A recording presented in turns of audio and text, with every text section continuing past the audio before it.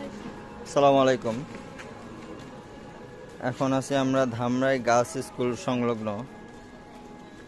এইখানে ধামরাই পৌরসভা হতে ওই ওয়াসার লাইন চালু করার জন্য মাটির নিচ দিয়ে বিভিন্ন জায়গায় পাইপ নিচ্ছে।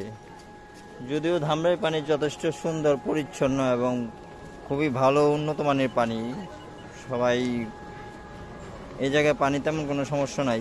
পরবর্তীতে আমাদের এই ধামরাইতে পৌরসভার প্রায় বিভিন্ন এরিয়াতে মাটির নিচ দিয়ে ওয়াসার লাইন চালু করার জন্য পাইপের লাইন টানা হচ্ছে। এটা কতটুকু যুক্তিসঙ্গত বা কতটুকু মানুষের জন্য উপকারী, এই সম্পর্কে আপনারাই মন্তব্য করবেন।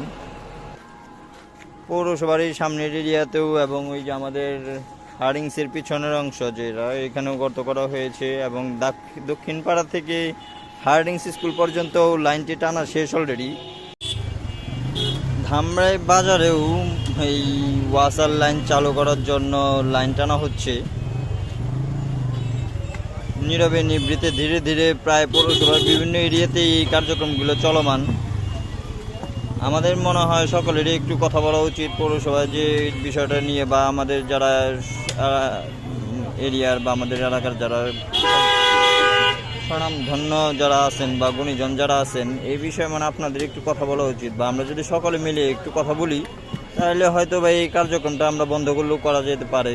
যতটুকু এটা কতটুকু উপকারী, এটা সকলের সম্মিলিতভাবে বসে যতটুকু উপকারী বা যেভাবে কথা বললে সুবিধা হবে এই অনুপাতেই আমাদের কাজ করা উচিত। এটা ধামরাই বাজারে যে মাছের বাজারের পাশে এই কার্যক্রমটা চলমান। পৌরসভা নীরবে নিবৃত্তে প্রায় বিভিন্ন জায়গায় এই কাজটা চলমান।